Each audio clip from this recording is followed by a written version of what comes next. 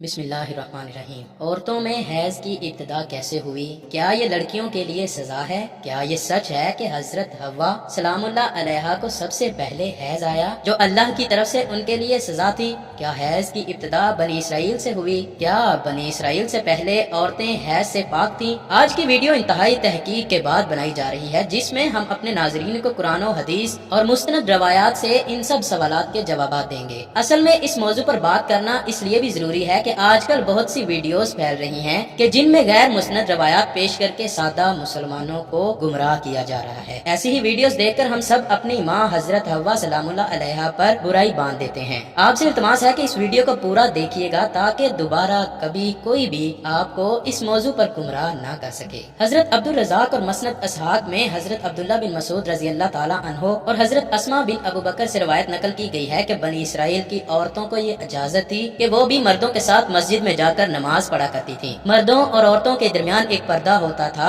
फिर एक दिन एक लड़की अपनी एड़ियां उठाकर मर्दों में अपने यार को देखने लगी और फिर उसने ये रोजाना का मामूल बना लिया। उसकी देखा देखी सभी औरतें अपनी मस्जिद में आती और फिर एड़ियां उठाकर पर्दे के ऊपर से गैर मर्दों से ताक झांक में लग गयी। चनाचे उनको मस्जिद में जाने से ऐसे रोका गया कि उन पर हैज मुसल्लत कर दिया गया। अब कुछ लोग इस रवायत से ये सबक लेते हैं कि हैज की इब्तिदा ही बनी इसराइल से हुई, जो कि गलत है, क्योंकि मुफस्सरीन इस रवायत की तफसीर में लिखते हैं कि ये हैज आम नहीं था, बल्कि बनी इसराइल की औरतों को मस्जिद में गुनाह करने की अल्लाह पाक ने ऐसे सजा दी कि 4 महीने तक मुसलसल सुबह शाम वो औरतें हैज की कैफियत में रहीं और मस्जिद में आना बंद कर दिया। फिर जब अल्लाह पाक ने उनकी तौबा कबूल की तो ये अजाब उन पर से खत्म हुआ। सही अहादीस मुबारका से ये बात साबित है कि औरतों में हैज की इब्तिदा रोजे अव्वल से है। आइए इस बारे में 2 अहादीस मुबारका बयान करते हैं जिनसे साबित होगा कि हैज की इब्तिदा पहले दिन से ही है, ना कि बनी इसराइल से इसकी इब्तिदा हुई। हजरत आयशा रजी अल्लाह ताला अन्हा हज्जतुल विदा में अल्लाह के रसूल सल्लल्लाहु अलैहि वसल्लम के साथ हज के इरादे से निकली।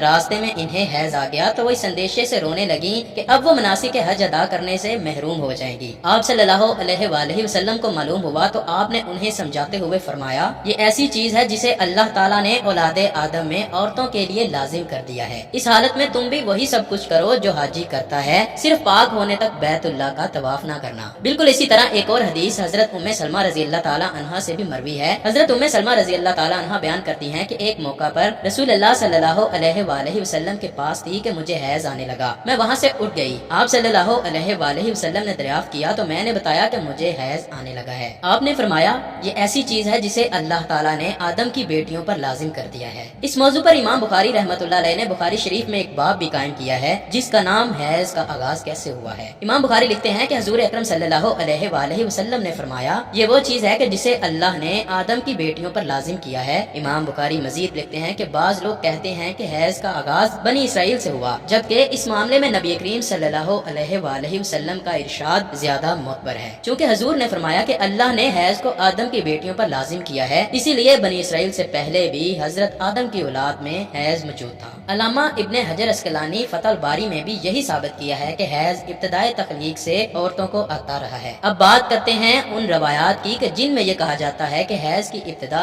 हजरत हव्वा से हुई और ऐसा बतूरे सजा हुआ। इमाम तिबरी रहमतुल्लाह अलैह सूरह बकरा की आयत नंबर 25 की तफसीर में हजरत अब्दुल रहमान बिन जैद रहमतुल्लाह अलैह की रवायत नकल करते हैं कि हजरत हव्वा को पहले हैज नहीं आता था। उनकी तख्लीक पाकीज़ा हुई, यहाँ तक कि उन्होंने अल्लाह की नाफरमानी की और ममनुआ फल खाया जिससे उनको जन्नत से निकाला गया और फिर उनको हैज और हमल की सजा दी गई। और लिखते हैं कि अल्लाह पाक ने तब फरमाया, मैंने तुझे पाकीज़ा बनाया था लेकिन तूने मेरी नाफरमानी की, इसलिए अब मैं तुझसे खून जारी कर दूंगा। इमाम तिबरी के अलावा बाकी तमाम मुफस्सरीन ने इन रवायात को जुटलाया है और इन रवायात को गैर मुस्नद और नाकाबिले कबूल कहा है। हैज दरअसल एक तिबियाती मजर है जिससे हर माँ औरत बलूगत से सने यास तक दोचार होती है और इसको सेहत की अलामत समझा जाता है। इसी हैज के खून से ही बच्चे की परवरिश की जाती है। ये अल्लाह पाक का निजाम है। गैर हामला औरत को अगर हैज ना आए तो उसको बीमारी की अलामत समझा जाता है। यह औरत के लिए कोई सजा नहीं और ना ही ये बात किसी रवायत से साबित है कि हैज औरत की सजा है, बल्कि ये एक जिम्मेदारी है जो अल्लाह पाक ने इंसानियत की तख्लीक के लिए औरतों पर डाली है। इसीलिए जो औरतें इस जिम्मेदारी को बखूबी निभाती हैं वो अजर सवाब की मुस्तहिक हैं। जैसा कि हजरत आयशा रजी अल्लाह ताला अन्हा ने एक दफा हजूर पाक सल्लल्लाहु अलैहि